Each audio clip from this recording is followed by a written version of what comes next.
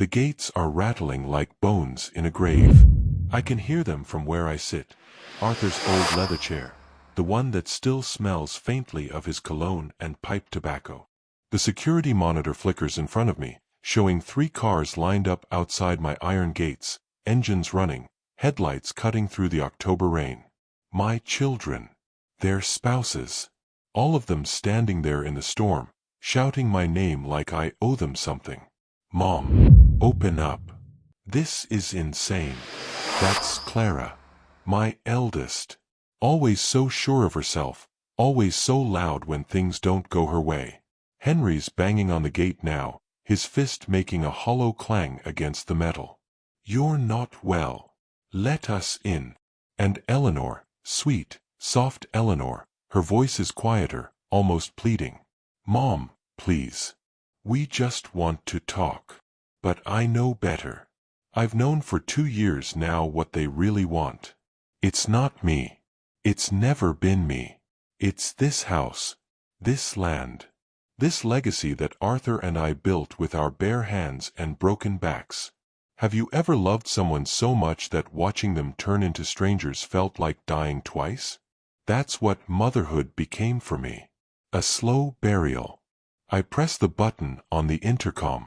My voice comes out steady, calm, the kind of calm that only comes after you've already cried all your tears in private.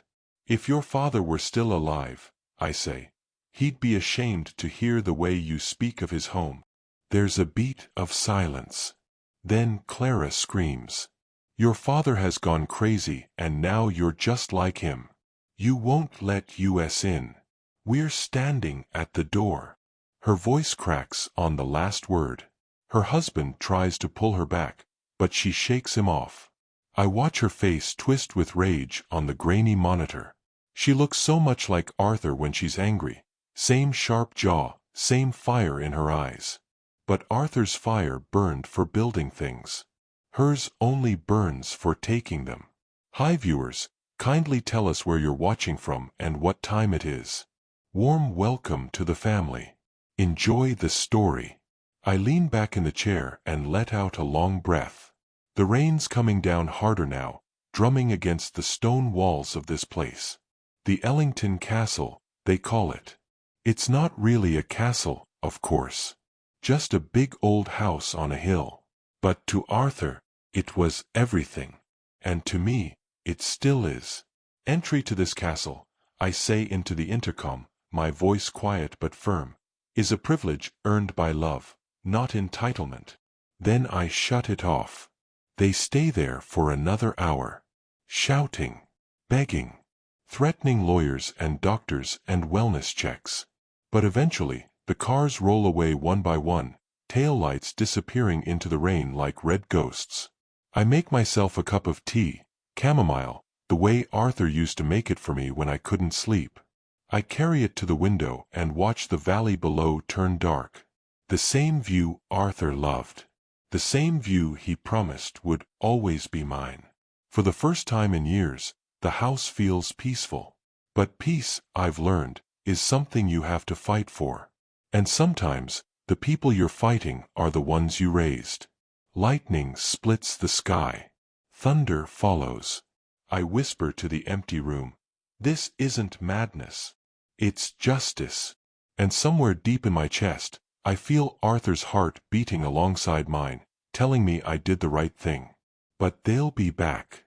They always come back when money's involved. Arthur Ellington was the kind of man who could make you believe in impossible things. When I met him, he was 23 and working as a draftsman for a construction company that paid him barely enough to eat. I was 21, working at a diner on Route 9, pouring coffee and dodging handsy truckers. He came in one Tuesday morning with blueprints rolled under his arm and a smile that could have lit up a coal mine. "You believe a man can build a castle?" he asked me, spreading those blueprints across the counter like they were treasure maps. I laughed. "Mister, I believe a man can order breakfast. You want eggs or pancakes?" But he was serious. Dead serious. He pointed to the drawings, stone walls, turrets, arched windows overlooking a valley. "I'm gonna build this," he said. For the woman I marry. So she'll always have a place to call home. I married him 6 months later. It took us 40 years to build the Ellington Castle. 40 years of scraping together money, of Arthur working 3 jobs some weeks, of me sewing curtains from clearance fabric and painting walls until my hands cramped. But we did it. Every stone, every beam, every window, placed with love. Arthur used to say, a home should tell the truth of a man's heart. And this house? It told the whole story. The library where we read to our children. The kitchen where I taught Clara how to make pie crust. The garden where Henry caught fireflies in jars. The studio where Eleanor painted her first terrible, beautiful landscapes. This wasn't just a house. It was us. Our sweat. Our dreams. Our proof that 2 people with nothing could build something that mattered. We raised 3 children in these walls. Clara came first, ambitious, organized, hungry for control even as a little girl. She used to line up her dolls in perfect rows and assign them jobs. I should have seen it then. The way she needed to manage everything, to own everything, to make sure nothing slipped through her fingers. Henry was born 2 years later. Charming, easy, the kind of boy who could talk his way out of trouble and into your good graces. He was Arthur's shadow, following him around the property, learning how to measure and cut and build. I thought he'd carry on his father's legacy. I was wrong about a lot of things. Eleanor was our surprise baby, born when I was 41 and sure I was done having children. She was soft where her siblings were sharp, dreamy where they were practical. She saw beauty in everything, wildflowers, thunderstorms, the way light hit the kitchen floor at dawn. Arthur loved her fiercely for that. She sees the world the way it should be, he'd say. Not the way it is. But then Arthur got sick. It started with a cough that wouldn't quit. Then the weight loss. Then the diagnosis, stage 4 lung cancer, even though he'd never smoked a day in his life. Life's cruelest joke. On his deathbed, he gripped my hand so hard I thought my bones would break. His voice was barely a whisper. Promise me, Maggie. Promise me you'll keep the castle a home. Not a museum. Not a thing to be sold. A home. I promised. God help me, I promised. The funeral was on a gray Saturday in November. The whole town came. People lined up to tell me how much Arthur had meant to them, how he'd built their houses, their churches, their dreams. I smiled and nodded and shook hands until my face hurt.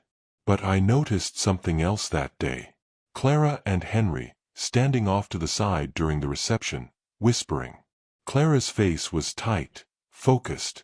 Henry kept glancing at me, then looking away. And when I moved closer, I caught just one sentence. Clara said it. Clear as church bells. It's just sitting there. The suggestions started small. Mom, have you thought about downsizing? That was Clara, 3 weeks after the funeral. She'd driven up from the city with a folder full of retirement community brochures. Glossy pages showing smiling old people playing shuffleboard and doing yoga. Like I was supposed to trade my castle for a 1-bedroom apartment with a shared dining hall. I'm fine where I am, I told her, handing the folder back. She didn't take it. Mom, I'm worried about you. This place is too big. The upkeep alone must be exhausting. I looked at her, really looked at her. My daughter. The girl I'd rocked to sleep, taught to read, bandaged when she fell off her bike. When did she start seeing me as a problem to be solved? I managed just fine, I said. But she wasn't listening. She was already walking through the house, opening closets, peering into rooms. When's the last time you even went into the West Wing? Half this place is just empty. Empty. Like my whole life with Arthur could be measured in square footage. Henry called next. Mom, I've been thinking. Maybe I should take over your finances. You know, just to help out. Take some stress off your plate. I almost laughed. Henry, who'd filed for bankruptcy twice and whose wife had to hide money in separate accounts just to keep the lights on. But I kept my voice kind. I appreciate the thought, sweetheart, but I'm handling things. Are you, though? His tone shifted, harder now. Because Clara said you seemed confused. She said you couldn't remember where you'd put some papers. Confused. That was the word they'd start using. The seed they'd plant. Margaret's losing it. Margaret can't handle things anymore. Margaret needs help. I wasn't confused. I was grieving. There's a difference. The phone calls kept coming. The visits increased. Always with some new concern, some new reason I needed to simplify my life. But I'd been a mother too long not to see manipulation dressed up as love. Then came the night everything changed. It was late March, one of those cold evenings where the wind howls through the valley like it's looking for something lost. I'd gone to bed early, but I couldn't sleep.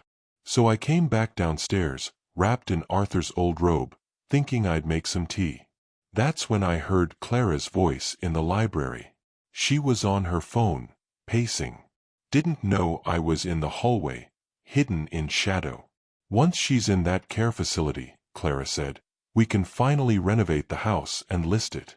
It's prime property. Dad would want it used, not wasted on nostalgia. I stopped breathing. Wasted on nostalgia. Like 40 years of love and labor was just sentiment. Just clutter to be cleared. I stood there in the dark, my hand pressed against the wall Arthur built, and felt something crack inside me. Not my heart, that had already broken when he died. This was something deeper.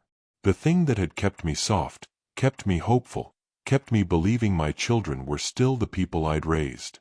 That thing shattered. I didn't confront her. I didn't cry. I walked silently back upstairs, climbed into bed, and stared at the ceiling until dawn. And when morning came, I knew exactly what I had to do. I sat in Arthur's study that next day, staring at the model castle he'd built before constructing the real one. His handwriting was still there on the base, faded but readable. For Margaret, so you'll always have a place to call home. I whispered to it, to him, to the ghost of everything we'd built together. You were right, Arthur. Love does rot if left unattended. Gerald Pike's office smelled like old leather and coffee that had been sitting too long. He looked up when I walked in, surprise flickering across his weathered face. Gerald had been Arthur's lawyer for 30 years, back when lawyers still believed in handshakes and keeping your word. He'd helped us draft our first will, the one that said everything would be divided equally among the children when I passed. Margaret, he said, standing up. I wasn't expecting you. Is everything all right? I sat down across from him, placed my purse in my lap, and folded my hands. I need to change my will. He studied me for a long moment. Are you sure? Completely. We spent the next 2 hours going through everything. Gerald asked questions. I answered them. He tried to talk me out of it at first, said things like, families go through rough patches, and grief makes us do things we regret later. But I stopped him. Gerald, I'm not doing this out of grief. I'm doing it out of clarity. He leaned back in his chair, fingers steepled under his chin. All right then. Who do you want to leave it to? That's when I told him about Sophie Lane. Sophie had been my nurse the year before, after I'd fallen and broken my hip. The hospital sent her to help with recovery, bathing, dressing, physical therapy exercises that hurt so bad I'd bite down on a towel just to get through them. But Sophie never rushed me, never treated me like a burden. She'd sit with me after the exercises, bring me wildflowers from her own garden, tell me stories about her daughter who was studying to be a teacher. You have a beautiful home, Miss Maggs, she'd said one afternoon, painting the garden bench Arthur had built decades ago. It must be filled with love. I'd almost cried, because it used to be. It used to be so full of love you could feel it in the walls. Sophie didn't know I had money. To her, I was just a lonely widow with aching bones and too many rooms. She called me Miss Maggs. She made me laugh. She treated me like a person, not a problem. Gerald wrote everything down. And your children? They'll get a letter. Each of them. But the house, the land, the inheritance, it all goes to Sophie. With one condition. What's that? She has to turn part of the estate into a home for abandoned elders. People whose families forgot about them. Gerald's pen stopped moving. He looked at me, and I saw something in his eyes. Respect, maybe. Or sadness. Hard to tell. That's quite a legacy, Margaret. It's the only one worth leaving. He asked me again if I was sure. Asked if I'd thought it through. Asked if I understood that this couldn't be undone once I signed. I picked up the pen. Arthur spent 40 years building a home, I said. I'm going to spend my last years making sure it stays one. I signed my name. The ink was still wet when I set the pen down, but my hand didn't shake. Not even a little. Gerald sealed the documents in an envelope marked confidential, to be executed upon death. He slid it across the desk to me. You're a stronger woman than most, Margaret. I smiled. I'm just a woman who finally stopped confusing obligation with love. When I left his office, the sun was setting. I drove home slowly, taking the long way around Cedar Ridge, watching the valley turn gold in the fading light. Arthur had loved this view. Had chosen this spot specifically because he said you could see the whole world from up here. I pulled into the driveway. The castle stood tall against the sky, every stone a memory. I whispered to the empty car, to Arthur, to whoever was listening. Let love have the last word. The distancing happened slowly, like winter creeping in. I stopped answering Clara's daily check-ins. Let the phone ring and ring until voicemail picked up. She'd leave messages, long, winding ones full of fake concern and thinly veiled accusations. Mom, I'm worried. You're not yourself. Please call me back. But I knew what she really meant. You're not cooperating. You're not doing what we want. Henry tried a different approach. He showed up unannounced one Saturday morning with coffee and bagels, that easy smile plastered on his face like he was selling something. Thought I'd surprise you, he said, walking past me into the kitchen like he still lived here. We sat at the table, the same table where I'd fed him breakfast for 18 years, and he talked about everything except what he really wanted. The weather, the news, his job. Then, finally, Mom, I've been thinking. Maybe it's time to set up a power of attorney. You know, just in case. Just in case. In case of what? In case I became inconvenient. I'm not interested, Henry. His smile faltered. Mom, I'm trying to help. No, I said, standing up. You're trying to control. There's a difference. He left 20 minutes later, bagels untouched on the counter. Eleanor was the hardest. She didn't scheme like Clara or manipulate like Henry. She just gave up. When I told her I needed space, needed time to think, she cried. Actually cried. But she respected it. Stopped calling. Stopped visiting. And somehow, that hurt worse than the other's betrayal. Because Eleanor was the one I thought might understand. But understanding requires courage, and she didn't have enough of that to stand against her siblings. I was alone now. Truly alone. And it felt like breathing after years of drowning. I called a locksmith. Had him change every lock on every door, every gate. New keys, new codes, new security system with cameras Arthur never wanted but that I suddenly needed. The locksmith asked if I was having trouble with break-ins. Something like that, I said. The house grew quieter. Peaceful. I'd wake up in the morning and make coffee just for myself. Read in the library without someone trying to convince me to sell the books. Garden without Clara telling me I should hire someone to do it for me. I started sleeping through the night again, started eating meals without my stomach twisting in knots. Sophie still came by once a week to help with groceries and errands. We'd sit on the porch afterward, drinking lemonade, talking about nothing important. She never asked about my children. Never pried. Just kept me company in that easy, unforced way that real kindness has. "You seem lighter, Miss Maggs," she said one afternoon. I smiled. "I am." But Clara wasn't done. None of them were. I started noticing cars driving slowly past the property. Phone calls from numbers I didn't recognize. Then came the wellness check, 2 police officers at my door, looking uncomfortable, saying they'd received a report that I might be in distress. I invited them in, made them tea, showed them around the house, clean, organized, comfortable. They saw me baking bread, reading Dickens, tending to the roses in the garden. One of them, the younger one, actually apologized. "Ma'am, I'm sorry. Your daughter seemed very concerned." "My daughter," I said gently, "is concerned about the wrong things." They left. Filed a report saying I was fine. More than fine. But Clara tried again 2 weeks later. Different tactic this time, called Adult Protective Services, claimed I was being isolated and financially exploited. The social worker who came was a tired-looking woman named Janet. She asked me 100 questions. Looked through my bank statements. Checked my medications.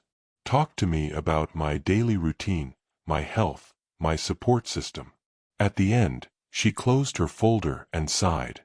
"Mrs. Ellington, you're one of the most capable seniors I've met. Whoever called this in was wasting my time." "And theirs," I said. But I knew it wouldn't stop. They were desperate now. Could feel control slipping through their fingers like water. And desperate people do dangerous things. That's when I saw the cars pull up on the security monitor. 3 of them. Mid-afternoon on a Sunday. Clara's Mercedes. Henry's truck. Eleanor's sedan. All lined up outside my gates like a funeral procession. I watched them get out. Watched them gather at the gate. Watched Clara pull out her phone, probably calling mine. I didn't answer. Instead, I sat in Arthur's chair and waited. Waited for the shouting to start. Waited for the threats. Waited for them to reveal exactly who they'd become. The intercom buzzed. Clara's voice crackled through. "Mom, we know you're in there. Open the gate." I didn't move. Henry's voice next. "This is ridiculous. We're your children." Still, I waited. Then Clara again, louder now, angrier. "If you don't open up, we'll get a court order. We'll have you declared incompetent. We'll." I pressed the button. "No," I said quietly. "You won't." And that's when the real storm began. Retrium.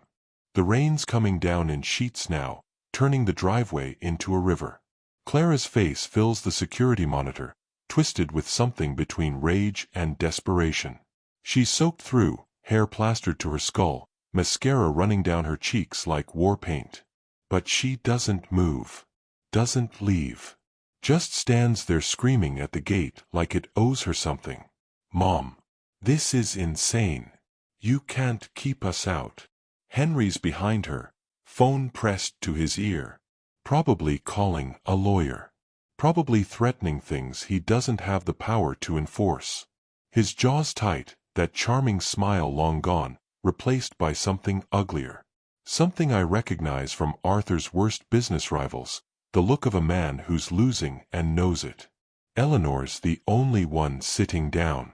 She's perched on the hood of her car, arms wrapped around herself, staring at the ground. Even through the grainy camera feed, I can see she's crying. Part of me wants to let her in. Just her. But I know how this works. You open the door for one, they all flood through. I press the intercom button again. My voice comes out steady, measured, the voice of a woman who's already made peace with her choices. You're standing at the wrong door, I say. The one you need to open isn't made of iron. Clara explodes. Stop with the riddles. We're your family. We have a right to be here. You have the right I give you, I say quietly. And right now, I'm giving you the chance to leave with your dignity intact. That's when she says it. The thing I knew was coming but still cuts like glass. Your father has gone crazy and now you're just like him. You won't let us in. We're standing at the door. The words hang in the air like smoke. Her husband grabs her arm, tries to pull her back toward the car. Clara, come on. This isn't helping. But she yanks free. He spent 40 years building this place, and for what? So she could rot in it alone? So she could punish us for caring about our inheritance. There it is. The truth, naked and ugly. Not caring about me. Caring about their inheritance. I lean forward, speaking directly into the microphone, my voice dropping to barely above a whisper. Your father built this place for love. You're standing outside it for money. That's why you'll never understand the difference. Henry steps up now, voice hard as concrete. Mom, you're going to regret this. We can have you evaluated. We can prove you're not competent to make these decisions. Try it, I say. Every doctor, every social worker, every police officer who's come through that gate knows exactly who I am and what I'm capable of. The only thing incompetent here is your understanding of what family means. The silence that follows is thick enough to drown in. Eleanor finally stands up. She walks toward the gate slowly, places both hands on the bars like she's trying to reach through them. Her voice is so soft I have to turn up the volume to hear it. Mom, please. I know Clara and Henry are.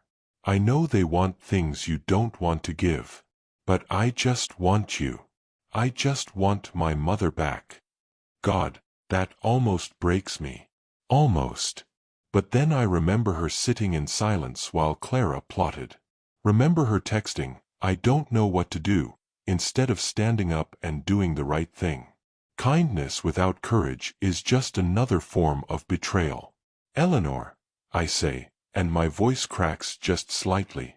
The mother you remember raised children who knew the difference between love and greed. I'm still her. You're the ones who changed. She drops her hands from the gate, takes a step back, and something in her face shifts. Understanding, maybe. Or just the final realization that this isn't a negotiation. Clara's still shouting, but it sounds distant now, hollow. You'll die alone in there. Is that what you want? To die alone? I smile, even though they can't see it. I'd rather die alone than live surrounded by vultures. Then I do something I've been planning since this started. I reach over to the control panel and press 3 buttons in sequence. The outdoor lights along the driveway flicker on, bright white floods that turn the rainy afternoon into a stage. Then the speakers mounted on the gate posts activate. Arthur had them installed years ago for summer parties. My voice booms out across the property, amplified, impossible to ignore. Entry to this castle is a privilege earned by love, not entitlement. You may stand at that door all day. You may stand there for years. But you will not enter until you understand what you lost when you chose inheritance over integrity. I shut off the intercom. Shut off the speakers. Let the silence crash back down like a curtain. They stand there for another 37 minutes. I time it. Watch every second on the monitor. Watch Clara scream herself hoarse. Watch Henry make call after call, his face getting redder with each one. Watch Eleanor climb back into her car and sit there, forehead pressed against the steering wheel. Finally, Clara's husband convinces her to leave. Henry follows 5 minutes later, tires spinning in the mud. Eleanor's the last one, sitting in her car for another 10 minutes before she finally pulls away. The driveway empties. The rain keeps falling. The castle stands quiet. I make myself chamomile tea. Carry it to Arthur's study. Sit in his chair and look at the model castle on the shelf, his handwriting still visible after all these years. Did I do right? I whisper to it, to him, to the memory of everything we built. The house doesn't answer. But somehow, I feel lighter than I have in years. I hear Arthur's voice in my head, clear as church bells. Some doors must stay closed to protect what's sacred. But I know this isn't over. Not by a long shot. The gossip started before their cars even left the county. By Monday morning, 3 different people had called to check on me. By Tuesday, I overheard Mrs. Henderson at the grocery store telling her daughter I'd lost my mind completely.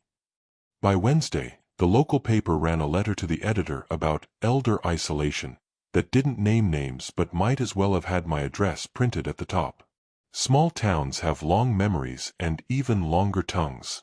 Clara was smart about it, I'll give her that. She didn't badmouth me directly.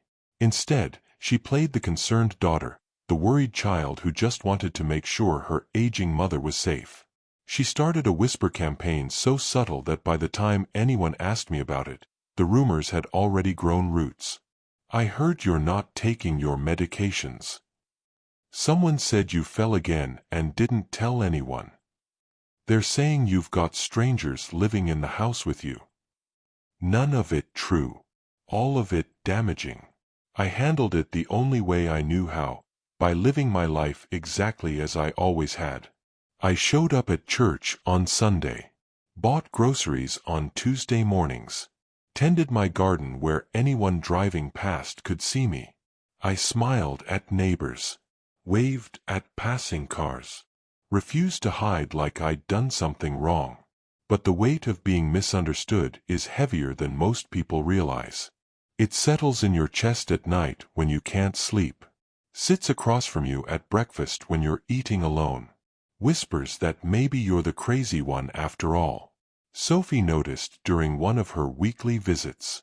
She was helping me plant new roses along the south fence when she stopped, trowel in hand, and looked at me directly. "Miss Maggs, you seem tired." "I am tired," I admitted. "Tired of defending myself against lies." She sat back on her heels, wiped dirt off her hands. "My grandmother used to say that people who judge you without knowing your story are just telling you who they are, not who you are." Smart woman, Sophie's grandmother. Then came the day Eleanor showed up. Not at the gate this time. Just appeared. I was in the back garden, deadheading petunias, when I turned around, and there she was, standing at the fence line where the old walking path cuts through the property. Must have parked down the road and walked up. She looked smaller somehow, thinner, like guilt had been eating away at her from the inside. "I'm not here to argue," she said quickly, hands up like she was approaching a wild animal. I brought you something." She reached into her bag and pulled out a bundle wrapped in newspaper. Set it carefully on top of the fence post between us. Then she stepped back. I walked over slowly, unwrapped it. Inside were flowers, wildflowers, specifically. The kind that grow on the edges of the property. The kind Arthur used to bring me every anniversary because he said they were more honest than roses. My throat tightened. "Eleanor." "I know I haven't been brave," she said, voice shaking. "I know I should have stood up to Clara and Henry. I know I should have. I should have been better. But I'm trying to understand now. What you're doing. Why you're doing it." I held the flowers, their stems still damp from where she'd cut them. Understanding doesn't undo what's been done. "I know." She wiped at her eyes. "But maybe it's a start." We stood there on opposite sides of the fence, mother and daughter, so close and yet impossibly far apart. Part of me wanted to invite her in, wanted to forgive everything and go back to some imaginary time when things were simple. But life doesn't work backwards. "Thank you for the flowers," I said finally. She nodded, started to turn away, then stopped. "Mom, Clara's planning something. I don't know what exactly, but she met with a lawyer last week. A different one. The kind who specializes in incapacity hearings." My blood went cold. "I see. I thought you should know." She walked away then, disappearing back down the path. I stood there holding wildflowers and feeling the weight of what was coming settle over me like winter frost. Back inside, I called Gerald Pike. Told him what Eleanor had said. He was quiet for a long moment. "Margaret, are you sure you want to go through with this? If they push for a capacity hearing, it could get ugly." "Let it get ugly," I said. "I've got nothing to hide and everything to protect." "All right then. I'll prepare our defense." "But Margaret..." "Yes. Are you sure they deserve this ending?" I looked around Arthur's study, at his books, his drawings, his dreams made real in stone and wood. Thought about 40 years of building something beautiful, only to watch it become a prize to be fought over. "They deserve exactly what they've earned," I said. "Nothing more. Nothing less." That night, I pulled out the sealed envelope from my safe. The one labeled Final Will, to be executed upon death. Ran my fingers over Gerald's careful handwriting. Inside were the documents that would change everything. That would give the castle to Sophie. That would turn this place into a home for forgotten elders instead of a monument to greed. Have you ever had to choose between keeping peace and doing what's right? Have you ever been called crazy for setting boundaries, for refusing to let people take what they didn't earn? Drop your thoughts in the comments. I want to hear your story. I sealed the envelope back up, put it in the safe, locked it tight. But as I climbed into bed that night, I felt something sharp in my chest. Not emotional pain this time. Physical. A squeezing sensation that made me gasp, made me reach for the nightstand to steady myself. It passed after a moment. Probably nothing. Probably just stress. But I made a note to call Dr. Morrison in the morning, just in case. The pain came back 3 times that week. Dr. Morrison ran tests. EKG, blood work, the whole routine. She sat me down in her office afterward, her face wearing that careful expression doctors use when they're about to tell you something you don't want to hear. "Margaret, your heart's showing signs of strain. Nothing immediately dangerous, but at your age, with your stress levels." She paused. "I want you to take it easy. Consider what's really worth fighting for." I almost laughed. Worth fighting for? This was the only fight that mattered. But it did make me think. Made me realize that time, which had always seemed endless when Arthur was alive, was suddenly finite. Suddenly precious. I needed to make sure everything was in order. Needed to leave behind more than just property and legal documents. I needed to leave truth. That's when I decided to write the letters. I set up in Arthur's study, pulled out his old fountain pen, the one he'd used to sign the deed to this property, and started with Clara. "Dear Clara, by the time you read this, I'll be gone. And you'll be angry. Maybe you're angry right now, reading these words, wondering how I could betray you this way. But here's what I need you to understand. I didn't betray you. You betrayed yourself." I paused, pen hovering over paper. How do you tell your own daughter that she chose wrong? That somewhere between childhood and adulthood, she traded compassion for control? You were 5 years old when you organized your first business, selling lemonade to neighbors. You were so proud of the money you made, so focused on counting it, that you didn't notice Mrs. Henderson was buying cups just because she was lonely and wanted someone to talk to. That's who you became, Clara. Someone who counts coins but forgets to count kindness. Your father and I built this castle for family, not as an investment portfolio. We built it for Sunday dinners and Christmas mornings and grandchildren playing in the garden. We built it for love. You turned it into something to be liquidated. I hope someday you understand that the real inheritance I wanted to give you was never about money.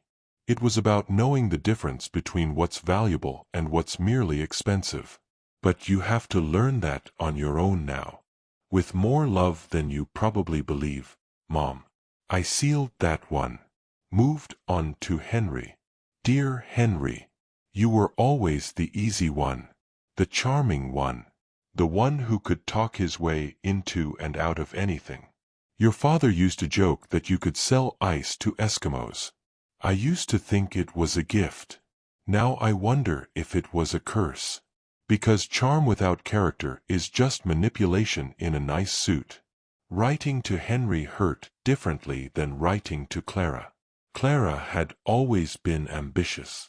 But Henry had been kind once, had been genuine. Watching him choose convenience over conscience felt like watching someone drown themselves voluntarily.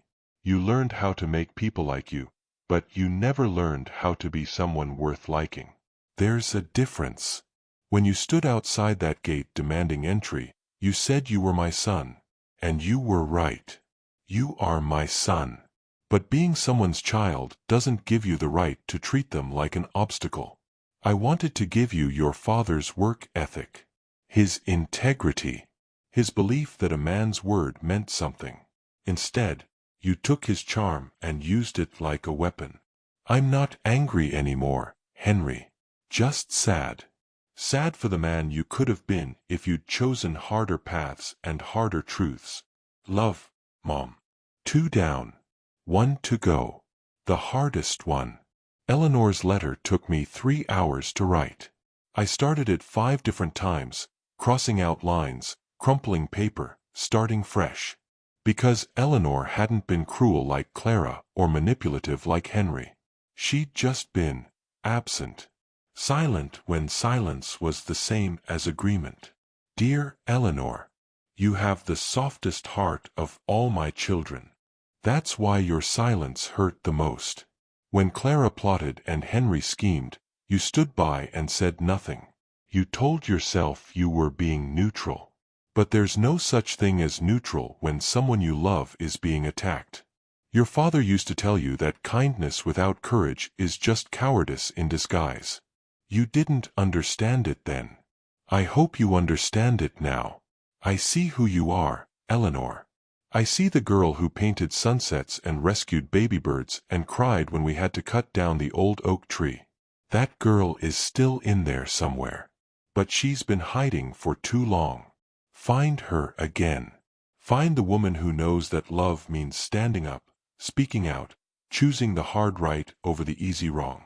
Find her before it's too late to remember who you were supposed to become. I believe in you, even when you don't believe in yourself.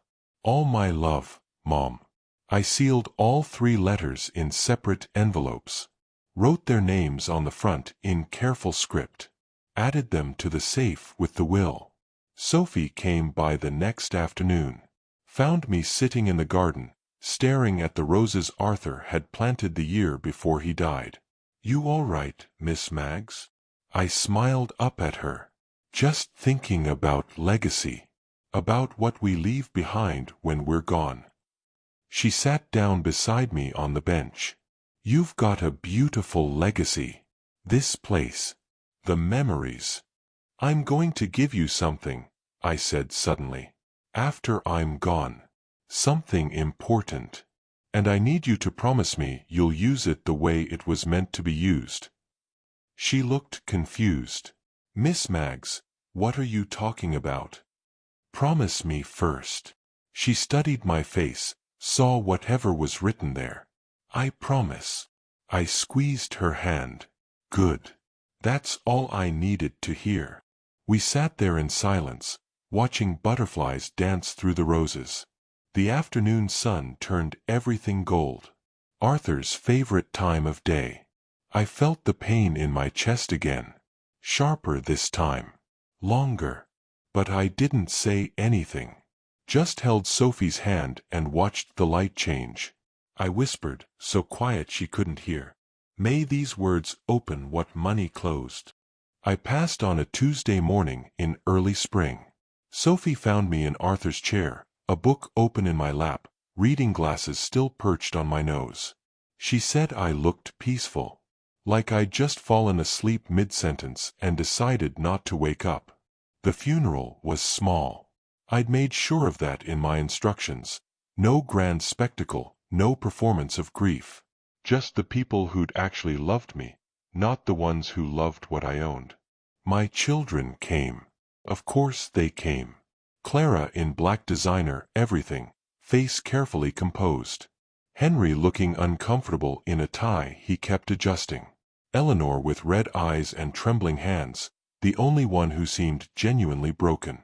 They sat in the front row of the church. Didn't speak to each other much.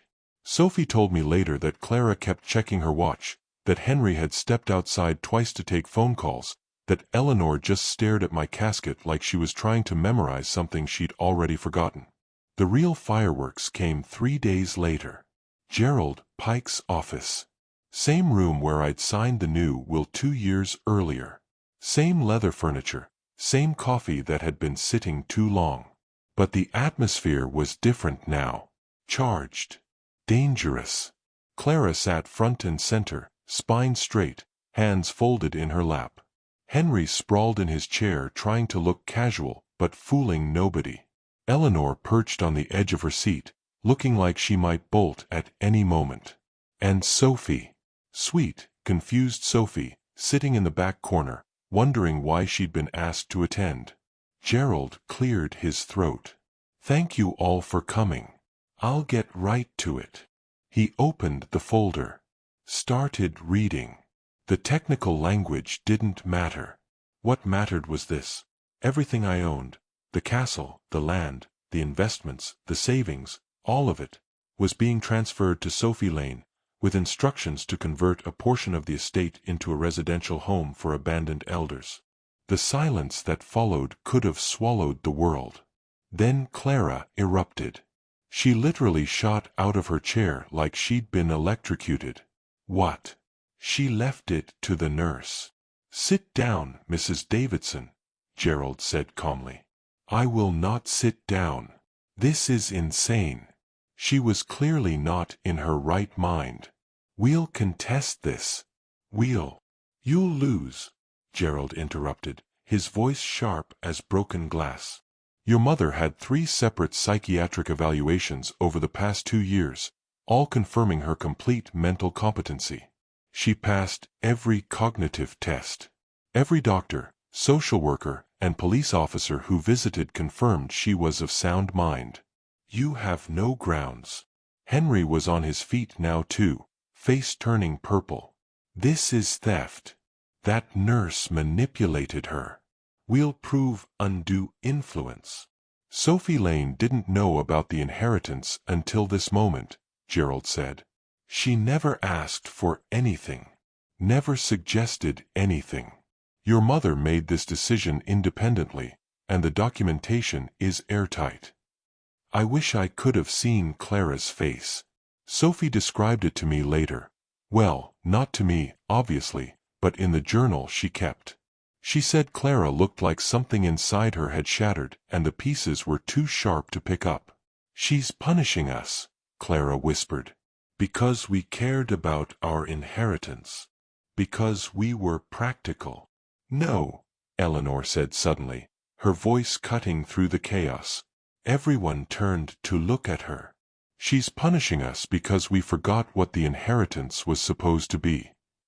Sophie was crying now, confused tears streaming down her face. I don't understand. Why would she do this? I was just trying to be kind. Exactly, Gerald said softly. That's exactly why. He handed Sophie a second envelope. She left this for you. Instructions, mostly, and a request. Sophie opened it with shaking hands. Read it silently. When she looked up, her eyes were swimming. She wants me to turn the West Wing into a home for elderly people whose families abandoned them. She wants me to call it. Her voice broke. She wants me to call it the Arthur Ellington Home. For those who've been left outside the door. The room went dead silent. Clara sank back into her chair, all fight drained out of her. Henry just stood there, looking at nothing. Eleanor covered her face with her hands. Gerald pulled out 3 more envelopes. She left letters. One for each of you. He handed them over. Clara grabbed hers like it was evidence in a trial. Henry took his reluctantly. Eleanor held hers against her chest like it might explode. "That's all," Gerald said. "This meeting is concluded." They filed out slowly, letters in hand, inheritance gone. Sophie stayed behind, still crying, still clutching her instructions. "I don't know if I can do this," she whispered. Gerald smiled, the first real smile I'd seen from him in years. "Margaret believed you could. That's why she chose you." Outside, I imagined the day was beautiful. Spring sunshine, birds singing, flowers blooming. All the things Arthur loved. All the things I built a life around. And somewhere, somehow, I hope he was smiling. Because the castle would finally become what it was always meant to be. A home. 5 years have passed since Sophie opened the Arthur Ellington Home. The West Wing, the part Clara said I didn't even use anymore, now houses 12 residents. 12 people whose children stopped calling, whose families moved away and forgot to come back, whose names stopped appearing on holiday invitation lists. Sophie told me their stories. Well, she wrote about them in the journal she keeps in the library, the same library where I first overheard Clara plotting. There's Harold, who worked construction for 40 years and built half the buildings downtown, whose son said he was too busy to visit after Harold's wife died. There's Marie, who raised 4 children alone after her husband died in Vietnam, whose kids moved to different states and only called on Christmas, and then stopped calling at all. There's Robert, who taught piano for 50 years and watched his daughter become a concert pianist, who now can't remember his daughter's name but still plays Chopin like it's prayer. They sit in the garden Arthur planted. They eat in the dining room where we raised our children. They sleep in beds with clean sheets and wake up to sunlight through leaded glass windows. They're not alone anymore. The iron gates stay open now during visiting hours. Sophie installed a new sign at the entrance, the one I requested. Black metal, simple lettering. The Arthur Ellington Home for those who have been left outside the door. My children came back, eventually. Eleanor came first, 6 months after the will was read. Sophie told me she stood at the gate for 20 minutes before finally walking through. She brought flowers, wildflowers, the kind Arthur used to give me. Left them at the memorial bench with a note. "I'm sorry I wasn't brave enough when it mattered." She started volunteering at the home after that. Comes twice a week to teach watercolor classes to the residents. Marie's the best in the class, Sophie says. Creates these delicate landscapes that make people cry.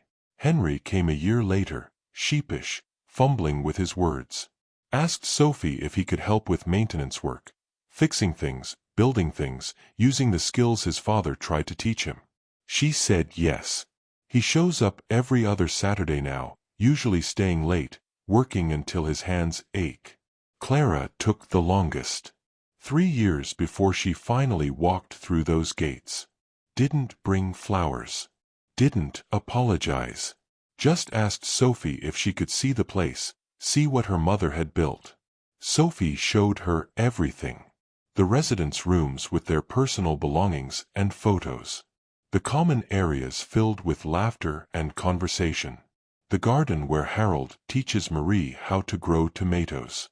The music room where Robert plays for anyone who'll listen.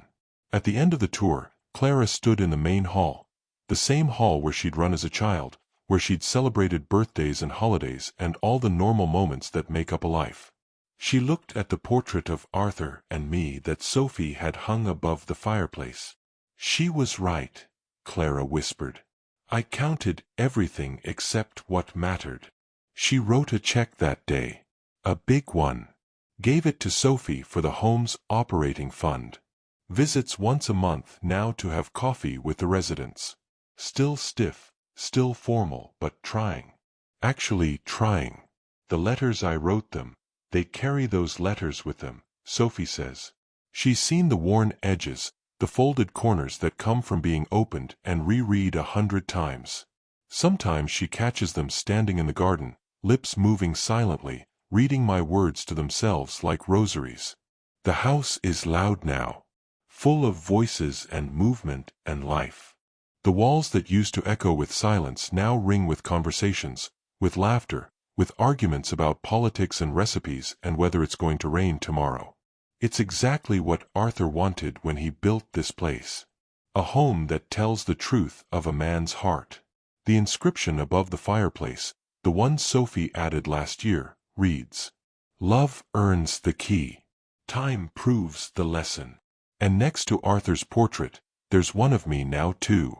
Sophie commissioned it from Eleanor, actually. I'm standing in the garden, roses in my arms, smiling at something just out of frame. Eleanor captured something I didn't know was visible. Peace. Real peace. The kind that comes from knowing you made the hard choice and it was right. Sometimes, Sophie tells the residents the story. About a woman who locked her gates to teach her children about unlocked hearts. About a man who spent 40 years building a castle for love. About how the greatest inheritance isn't money or property. It's the understanding that some doors close so others can open. The residents listen, nodding, understanding in ways my children took years to comprehend. Because they've been on the wrong side of closed doors too. They know what it feels like to be forgotten, to be reduced to an obligation, to be loved less than what you own. But now they're home. Actually home. And somewhere, I imagine Arthur's walking through these rooms, watching Harold teach Marie about tomatoes, watching Robert's fingers dance across piano keys, watching Sophie move through the halls with the same gentle grace she showed me when I was broken and healing. I imagine him smiling, saying to whoever will listen, "See? This is what I meant. This is what a home should be." The children understand now, or they're starting to, that I didn't punish them by taking away their inheritance. I freed them from the weight of expecting something they hadn't earned. I gave them the chance to build their own legacies, separate from Arthur's money, based on their own choices and changes. They're standing at the right door now. Finally. The one that was always unlocked, just waiting for them to realize where it led. Not to a castle made of stone. To a heart they forgot was there. If this story touched your heart, if you've ever had to make the hard choice between keeping peace and doing what's right, hit subscribe and turn on notifications so you don't miss more stories about love, legacy, and the courage it takes to protect what matters. Drop your thoughts in the comments. Your story might inspire someone who needs to hear they're not alone. Share this with someone who needs to remember that the truest inheritance isn't what you leave behind, but how you teach others to love while you're still here. They called me crazy for closing the doors. But I didn't lock them out. I locked peace in. And from beyond whatever comes after, I'd whisper to them still. You were standing at the door all along, but it wasn't the castle's gates you needed to open. It was your heart.